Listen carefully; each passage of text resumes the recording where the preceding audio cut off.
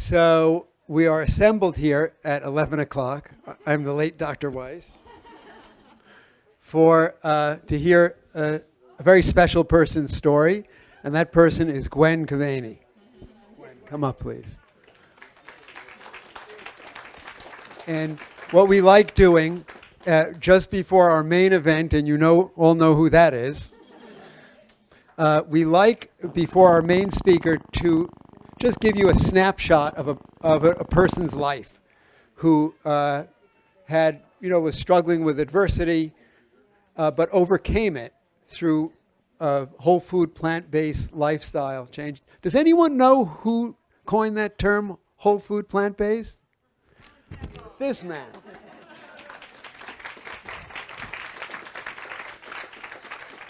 So, and we'd like to hear about your journey. So if you can join me up here. And if I may have all of our other Ethos experts. We have Asha Gala, who is our Ethos Lifestyle Director. We have Anthony Masiello, who is our expert community organizer and whole food plant-based coach. We have Wendy Yergosky, chef extraordinaire, health coach, and all about town Renaissance woman. We have Karina Lamalfa, who is another Ruby certified chef and wonderful health coach. Sarah here today? No, Sarah couldn't make it. Okay. She had a flat tire. Okay. So, Gwen, Yes. If you could tell us about your story of origin, about your family, how you grew up eating. Sure thing. Hi, everyone. I'm very honored to be here among this team that I admire so much. Just wanted to say that. So my story growing up, like many of us here, I'm sure, I grew up eating the standard American diet, and we had plenty of meat, fish, chicken, some fruits and vegetables, but not really enough by our plant-based standards. I had plenty of access to all kinds of junk food, ice cream, milk several times a day. When my mom wasn't looking, I would often sneak a bowl of ice cream for breakfast. That's how crazy it was. I grew up, luckily, fairly slim throughout the early part of my life. Sort of in my late 20s, I started noticing some weight gain, some mild depression, just basic overall sluggishness. Okay. So you, in your 20s, you started to notice perhaps some mild depression, fatigue. What happened in your 30s and 40s? Well, that's really where, I started adding on more weight, of course, and started experimenting with different diets, like the Atkins diet, the Zone diet. It was all very much focused on reducing carbs and really eating lots and lots of protein, which I later learned was not the best approach. But, throughout those years, I started putting on more and more weight and, eventually got to the point where I was, I'll say 50 or so pounds overweight. Okay. So when did whole food plant-based diet enter your life? Well, roughly 5 years ago, I think the first exposure was forks over knives. And from there, I realized I really need to start making some changes, really need to focus on a plant-based diet. And of course, it was a slow progression where I started moving to a more vegan diet, cutting out the animal products. But there was still a good amount of what we call low nutrient density foods. Your vegan junk foods. There were still sweets and lots of breads and things like that. So I wasn't completely focused on a true whole food plant-based diet, and that's where I needed the guidance. Okay. And so what changed that? I started studying things. I enrolled in Dr. Campbell's CNS, Center for Nutritional Studies course, and really learned an awful lot about health and nutrition, and it was a wake-up call to me. I also attended the Ruby Forks Over Knives culinary program, which is an online program, and started learning how to cook, how to make whole food plant-based meals. Okay. So all of this aside, I think when you came here in May of 2018, right? Mm-hmm. You were still struggling. Yes. Why? I don't feel that I was fully embracing those principles of a plant-based diet. I was, kind of floundering. I needed that one-on-one guidance to really connect all the pieces together, and I needed that dietary guidance to say, here's a very specific plan of how you can eat to make the health improvements you need to make. Okay. And so when you first came here in May of 2018, the conventional doctor had proposed that you start high blood pressure medicines, right? And medicine for heartburn. That was despite eating a vegan diet. Right, and I was so surprised about that because I thought, here I'm eating this great vegan diet, and they're telling me I need to go on medications.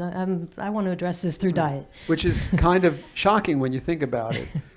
Many people are surprised to hear about half of all the patients who first come to the farm are already plant-based. About half have no idea what we're talking about and think we're crazy, and about half are already eating a plant-based diet.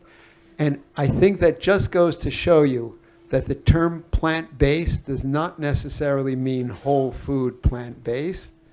It's not necessarily what is recommended by Dr. Campbell.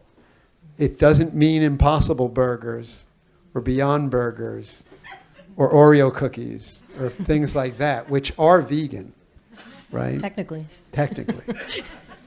So tell us about your journey since coming here. Sure thing. Yeah, it's been a remarkable journey, I think, just to work with these fine individuals. I had an initial session with Dr. Weiss in May of last year, as he mentioned, and was very inspired to be here. So inspired that my blood pressure was really high that day. I'm going to say maybe 165 over 90 or something in that range. You and everyone else. But it was just sky high.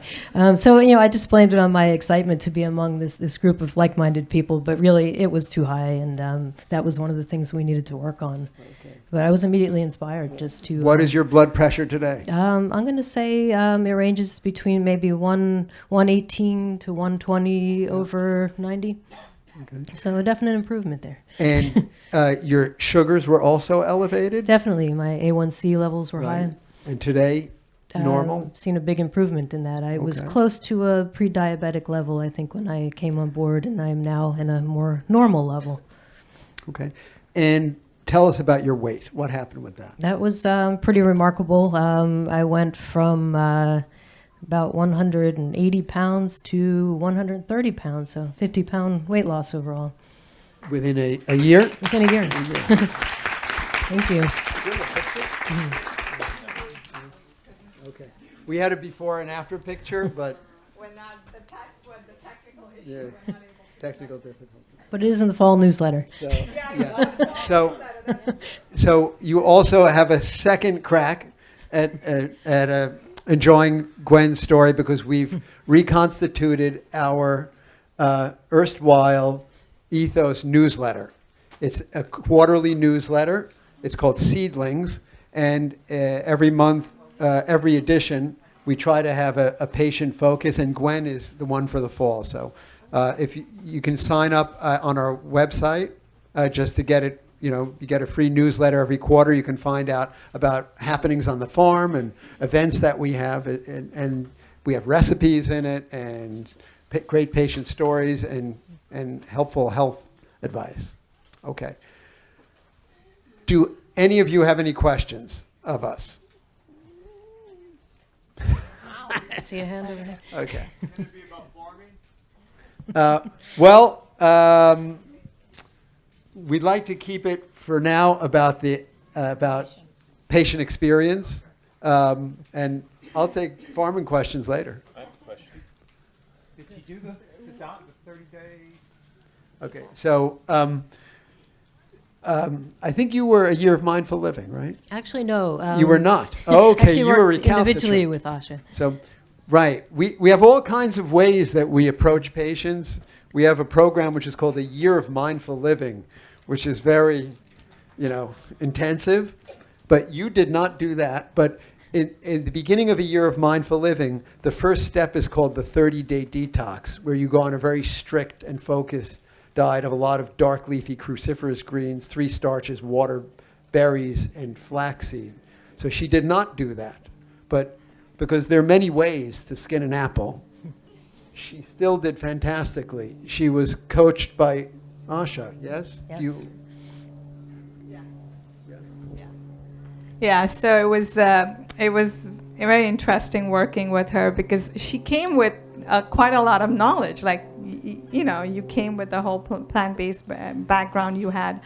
But what we really realized is that we needed to tighten up in many areas that she was not aware. And I think, we kind of brought in where food is medicine, where the greens are your medicine. And I think we started focusing one item, one group at a time. And I think slow and steadily she got it. And you should share your struggles, I think, during that first time. What was your struggles? Definitely. I actually came in thinking that I was a bit of a rock star because I had, Asha asked for the first, there was a food journal, maybe a week's worth of what you ate for the week. And I thought I had all these great meals that were plant-based. And I used, Dr. Greger's book and thought that I was doing really great. And then Asha took a look at those things and said, there's a lot of things that we can improve upon here. We can cut way back on some of these grains that you're eating, some of the sweet potato that you're eating, because I really was eating a very grain and potato heavy diet at the time.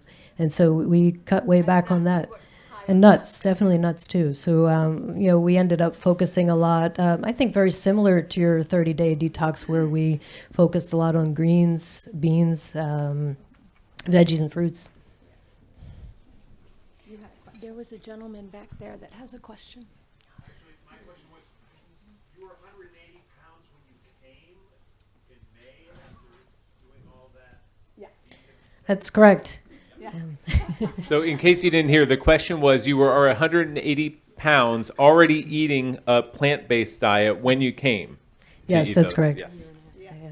So I had a question because I've gotten to know and see you around a lot. What role do you think community and getting involved with others who are living this lifestyle, how did that either, I'm going to guess it supported your transition, or what did that do for you? Definitely. It's been key to have this community here. I've made so many wonderful friends. We have a group that we call Plant-Based in Princeton that meets monthly for potlucks, and I had learned about Ethos Health through them initially, and have since made a bunch of friends here. And I just feel so well supported when I come to these events. It just feels like I'm with family here.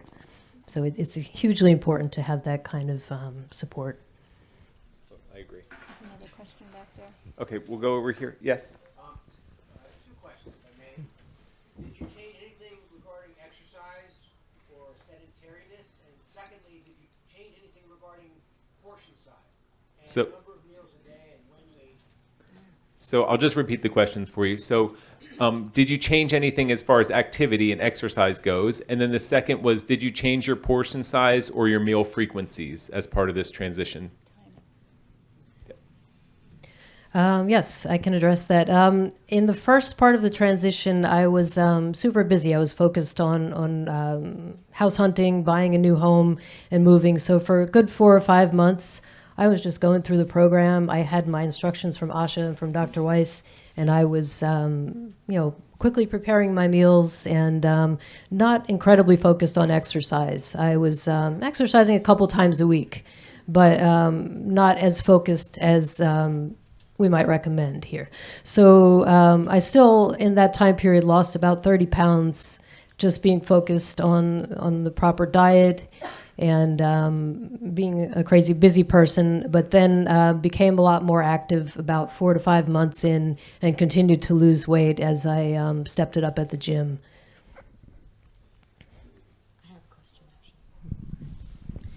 So I was wondering, was there anything in particular about the coaching process with Asha that allowed you to make the changes that you hadn't been able to make up until that point?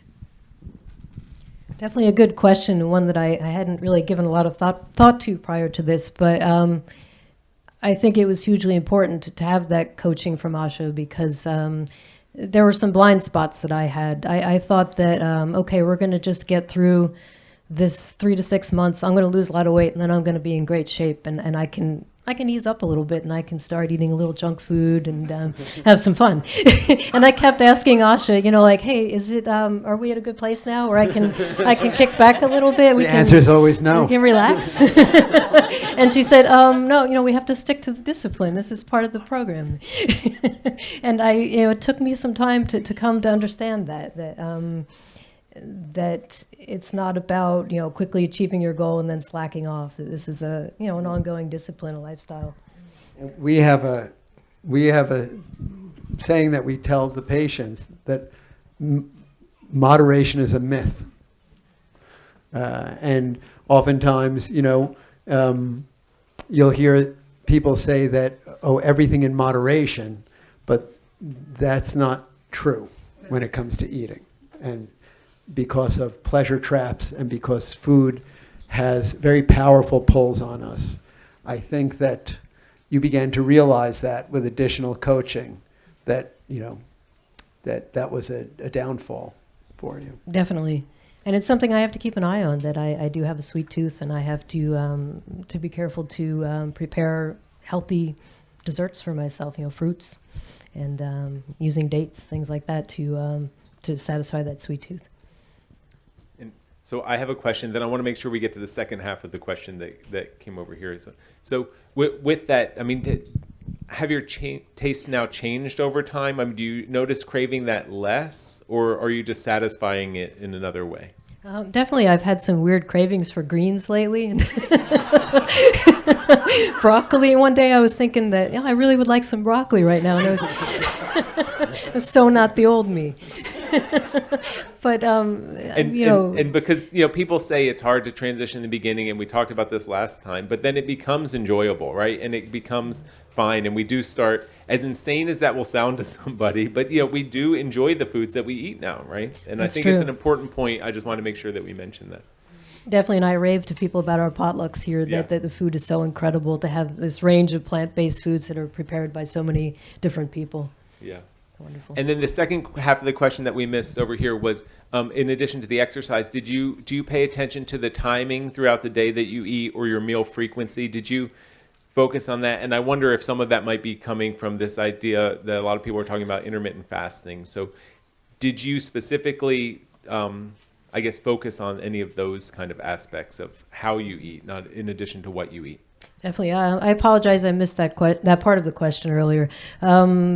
I am not super strict about the time of day that I eat breakfast, lunch, or dinner, but I am very careful about eating after dinner, after hours. I try to keep that whole evening period from, say 7 p.m. or so until the next morning to not eat anything. And I feel that makes a difference, to be fasting for that short period of time in the evening.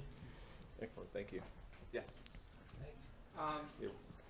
So, especially in the off season, but really year round, where do you shop for food, and how much attention do you pay to buying local and to buying organic versus just whatever you can find?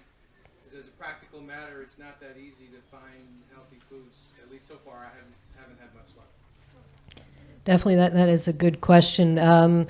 I love to be able to shop here during the season, when things are available at the farmer's market, but I am a good hour and 15 minutes from Ethos, so that is not very convenient to get over here too often. We've got some great local farmers markets in Bucks County, but most of the time, we have our local supermarkets. Our giant supermarket is close to home, and they do have organic produce there. I like to buy my berries there. We always buy organic greens. And we keep some frozen organic veggies on hand. I think that frozen veggies and fruits have been a godsend. Just having those bagged, frozen organic products available when you're in a rush and you need to throw together something quickly. So I think it's affordable and it's doable with some of the local supermarket produce when the farmers markets are not close by or abundant. May I add to that? I also want to add NOFA, New Jersey, NOFANJ. If you Google that, they have a directory of every farm in every county in the state of New Jersey, and there's NOFAs in different states as well. So that'll help. You can find organic, certified naturally grown, sustainable. They can help you out a great deal to find some place that it sounds like it's almost like a food desert where you are. You can't find too many farms. So that might help. Can I add something? Oh, sorry. And that made me think of something as well. I know that Gwen was very successful in creating a plan for her food. So planning and being ready for your week is one of the biggest keys to success. So finding a good cookbook, Plant Pure Nation cookbook, Forks Over Knives Family, Dr. Greger's How Not to Die cookbook as well, and getting used to the methods of cooking. They might be a little bit different for you in the beginning. And then using them to create, maybe on Saturday or Sunday, a shopping list.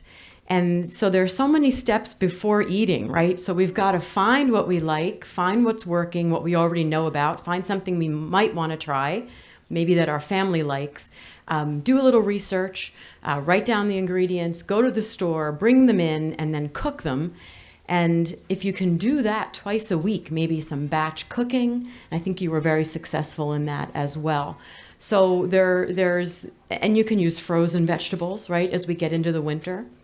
But as Dr. Weiss always says, preparation and planning are really the keys to making this very successful. It doesn't just happen unless someone has a personal chef. But we are our own chef most of the time. And I always use Dr. Weiss as an inspiration on very, very busy days.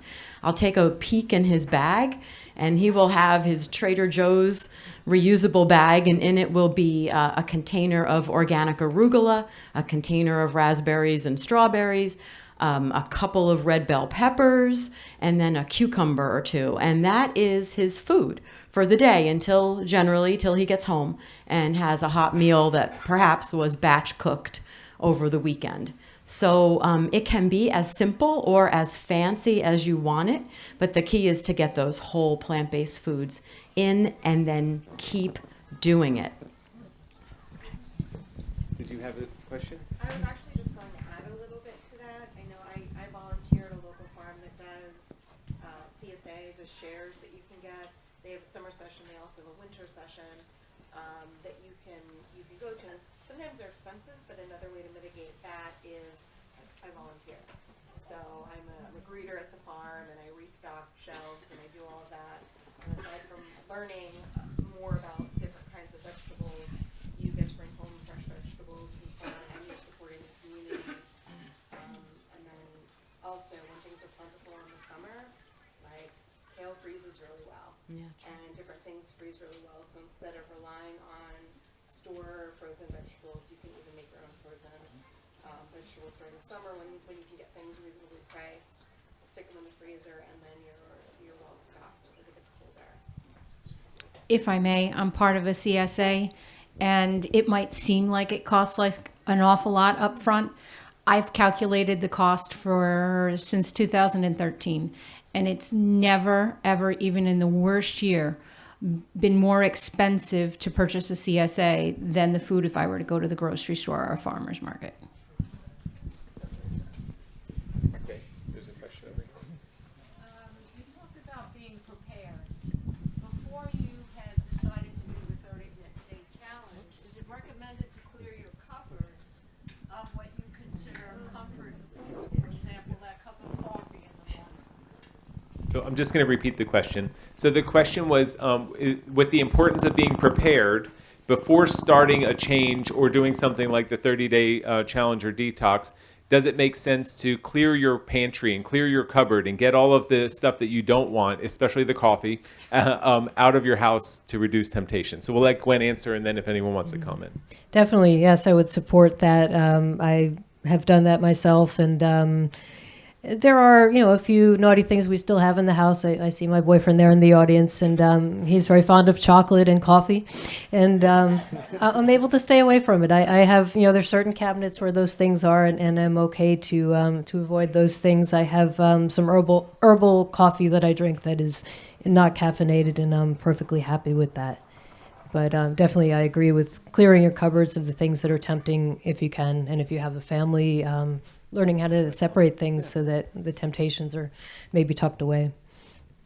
And I think you mentioned it, but the most important thing is to really know yourself and to set yourself up for success. So for a lot of us, myself included, what it means is making those things less obvious of choices. So at least keeping a bowl of fresh fruit out on the counter so that that's what you see when you're hungry. And if you have to have other stuff in the house, make it a little bit less easy, to get. Make it so you have to go through work to get to that stuff, especially if it's things that you're going to be using, or like, I have teenagers at home now, and my wife, and we're all eating this way, but there are still some things that they eat that I don't eat, so I just don't want those to be in my face. But definitely having a bowl of, actually we have cherry tomatoes out all the time, and I may be accused of mindlessly eating cherry tomatoes sometimes, but I don't really feel like that's a problem, right?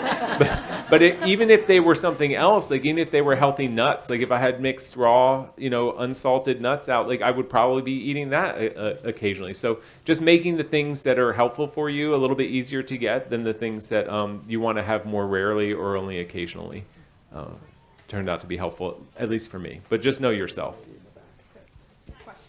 Okay, we'll go in the back. You're going to have to speak loudly, please. Hi, good morning.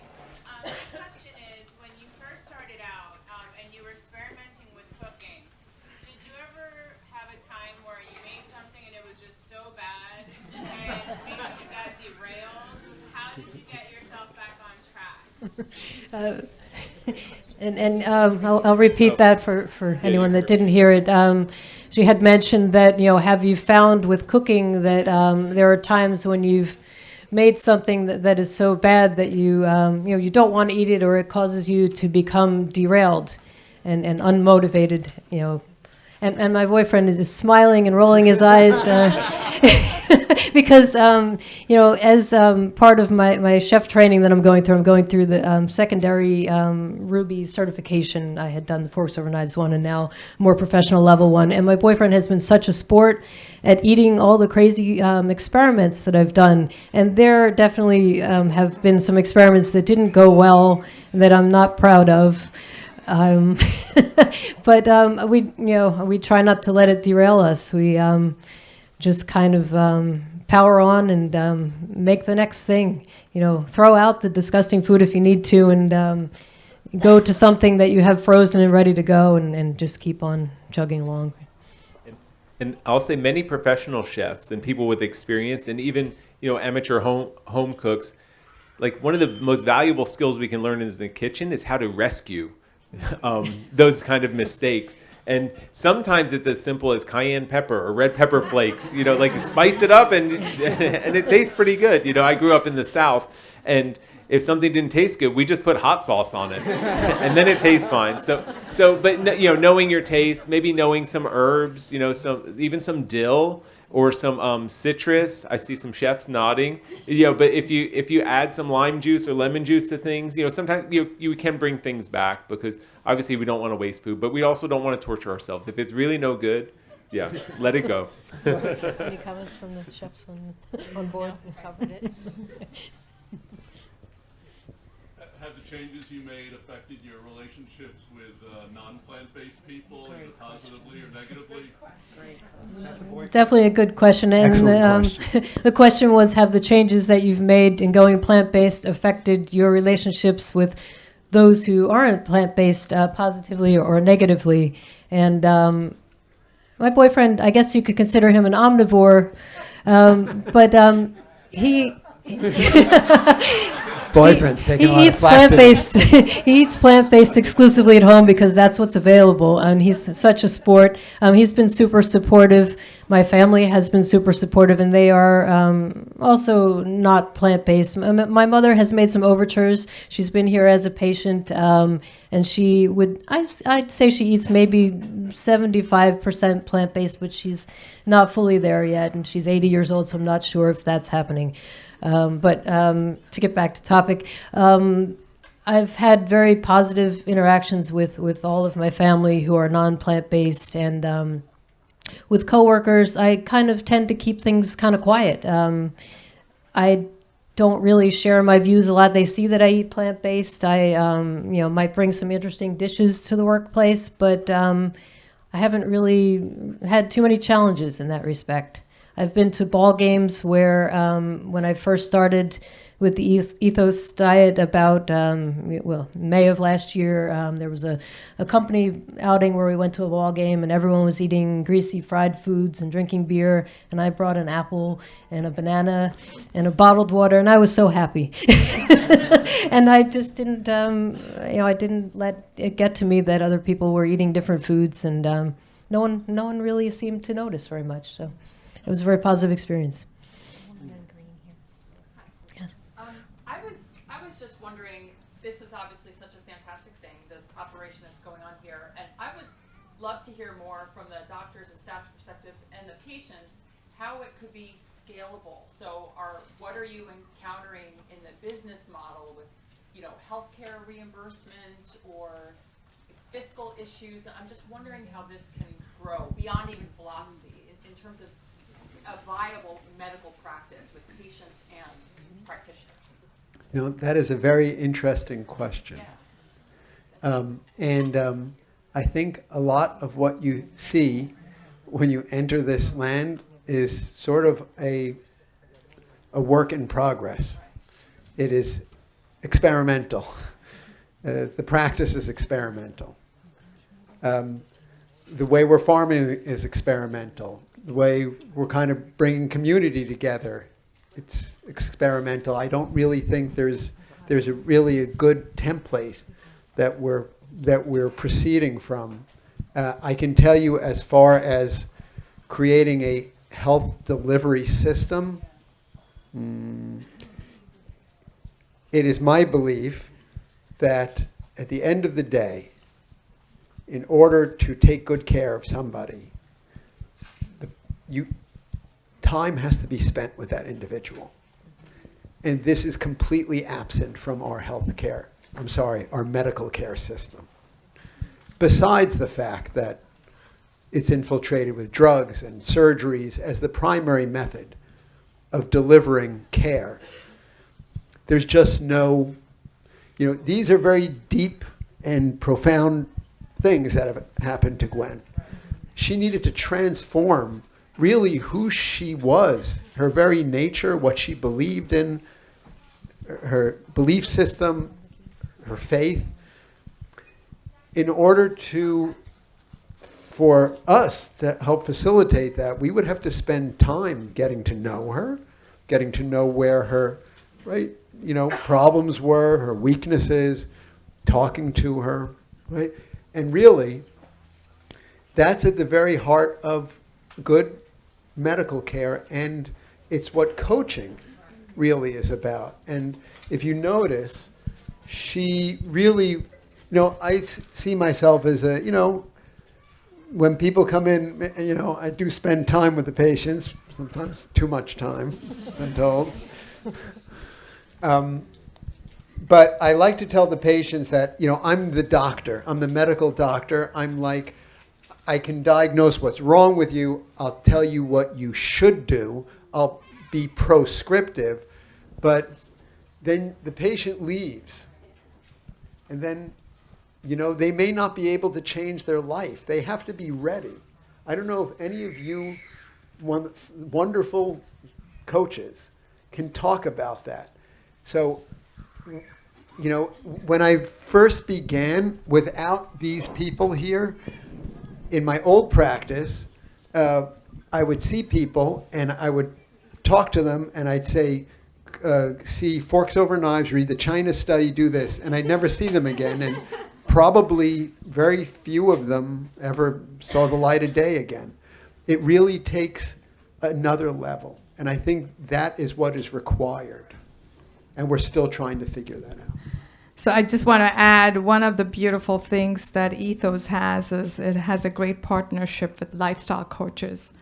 I think a lifestyle coach is somebody who's really gone through a very personal journey. If you talk to any lifestyle coach up here, and having gone through that personal journey, the difficulties, all the questions that you guys have, we've personally experienced it. And then going over and above and making those changes has, given us that experience.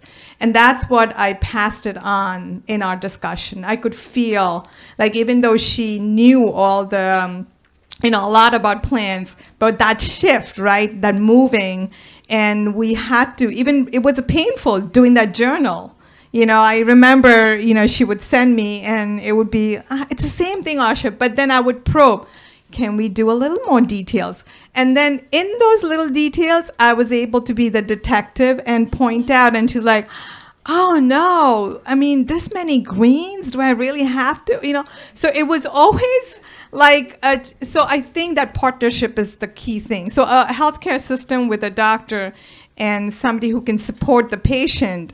And I think that's what I really feel blessed. And I think the team will say that we have, I think we do have that system. I personally feel, and I don't know how the coaches feel, but I think Ethos has that system for people. We and do if have if I could come up with one word that's absent from the current system that needs to be embedded in a system that works, it's being mindful. Our current system is not mindful of any of this. So and Asha is an expert in mindfulness. I don't know if any of you know what MBSR, mindfulness-based stress reduction, is. John Kabat-Zinn.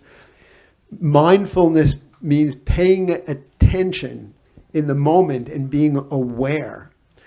A doctor cannot be aware of what's going on. 5 minutes you spend with the patient, write a prescription for a pill. They have no idea. Why does the person have high blood pressure? What do they eat? They don't know, because they're not aware. When we took the farm tour, someone asked a question about farming. This is mindful farming.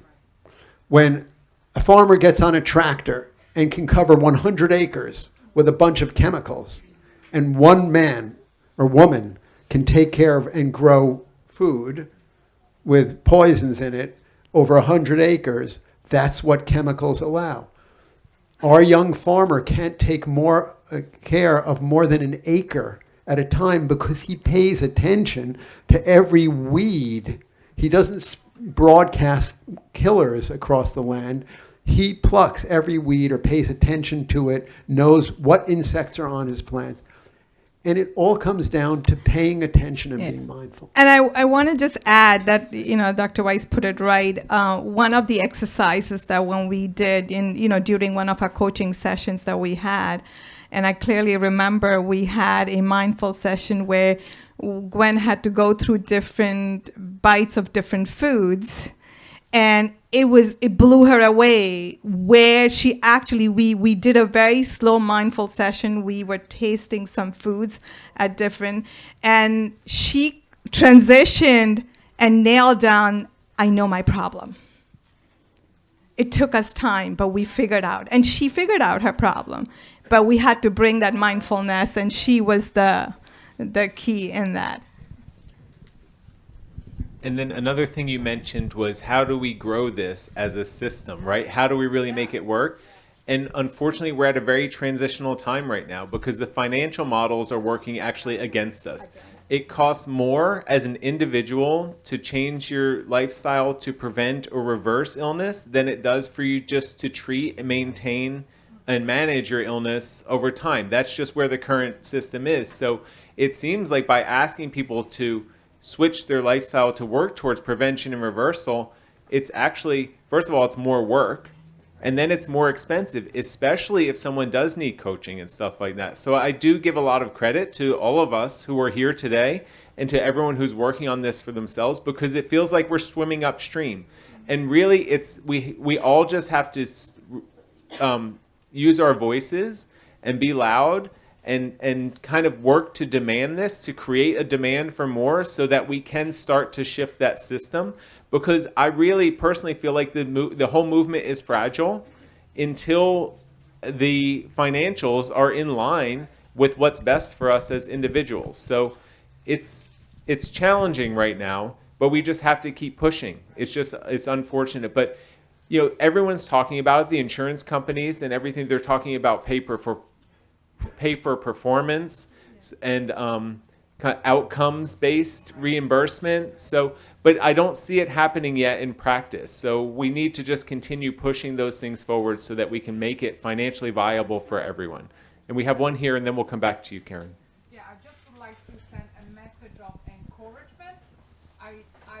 You can stand up and speak loudly. I know you can. Thank you. So I agree with the finance aspect, but I want to send out a message of encouragement to everybody, because I switched to whole food plant-based. I'm Italian, as you can hear. And so cheese, sausages, prosciutto, salami, and blah, blah, blah. So the real expense at the end of the month at the grocery store, it's cut in more than a half. So this is the encouragement. So it's true, organic is more expensive. I agree. But actually it's not much more expensive here than whole food. We are just comparing that. And so it's not only that you eat well, but also your pocket becomes greener because you don't need the medications, but also the cost of the foods is different. When you buy cheese and when you buy meat and when you buy eggs every week because you love to bake, okay? And rather than that, you just buy dates and walnuts. And it turns into an investment, right? And it becomes, we're spending a little bit more, not necessarily on the food, but if we need coaching and things like that, we're spending a little bit more now. We will save much more later. And we will always wish we had done it looking back, because prevention is much easier than reversal, especially when we get into later stages, right? So thank you. Something that is very funny. So last year I teach at Princeton University at the Italian department, and we had the founder of the slow food movement, Carlo Petrini. He's a friend of the Italian department. So he came, he doesn't speak any English, so he had the interpreter, but I could understand what he said, and he said, of course he protects meat. Of course, but so he was talking about the importance of having good meat. You spend for a steak, you can spend $50 and you're upset because you have to spend $50. And how about your underwear, Armani, and you spend $120 for something that you will nobody will never see. So it's true. So coaching is part of your life, and we spend money for crazy money for something else, for a bag, or Yes. So it's always about balancing. But Thank you. Thank you so much. And we had a question in the back from Karen. Yeah, I just want to say that I'm just a little bit optimistic because I thought one bright spot in the financial, the aspect of financial reimbursement is the intensive cardiac rehab program that Orange has, and that is covered by Medicare and some other insurance. And It's a sign that it's coming, right? So, and it's happening. definitely different from typical cardiac rehab, focusing You want to mention? You want to repeat that for her? and I have a couple issues here and there with it, but having been through it. However, I think it's a positive step toward So Karen, just so all of you could hear, mentioned, does anyone know what the Ornish cardiac rehab program is? So amazingly enough, this lifestyle plant-based program was approved by Medicare, I believe in like 2011 or 12, somewhere back there, to actually, instead of,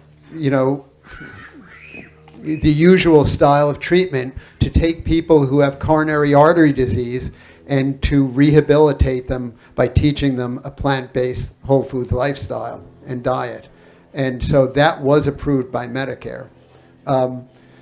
And that is a bright spot, Karen. One bright spot. But I think that's about it. Yeah, what I was struck by is, as Bernie Sanders had, by the way, I found out last night, he did have a heart attack. Before it was thought to be just angina, and they put in 2 stents, but he actually damaged and killed off part of his heart muscle. And I wrote a post on our social media asking that Dr. Esselstyn please send him an autographed copy of Prevent and Reverse Heart Disease. And, the little bit of a sad thing is that I don't know if any of you saw his quote, his tweet as he was coming out of the hospital. Thank God, this is what our country needs. We need, just like I was able to have good care, right, to take care of my heart problem, that's what we all need. That's why we need Medicare for all. That's medical care for all. What we need is prevention through lifestyle change and diet, because that will drive us to bankruptcy. I mean, I think that universal health care is a right, should be a right in all civilized societies, but we will never be able to pay for all of the disease that is here now and that continues to grow with Medicare for all. We're destined for bankruptcy, either way. And I wish that he would find one of these books and read it and then develop that as part of his platform so that we could have Medicare for all and be solvent. Are you saying Cory Booker for president? Marianne Williamson is the only one that says we need health care, not disease prevention. He says that in the debate. Yeah. Well, from what I understand, his days may be numbered, unfortunately. Yeah, one more question, and then we're going to. Just to get back to the patient, did you notice anything besides, obviously, blood pressure and weight loss and everything, like mental clarity or any other enhancements of your life from going on this lifestyle? Definitely, yes. Medically, I'll say that I was experiencing a lot of heartburn before I became much more whole food plant-based, and that has completely eased up and gone away. And emotionally, I used to suffer from some light depression, periods of depression, and these days I'm on top of the world. I feel great, and I feel energized, and feel happy.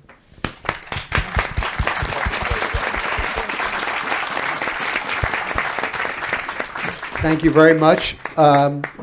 We are going to have a little announcement. Then we're going to bring the main event.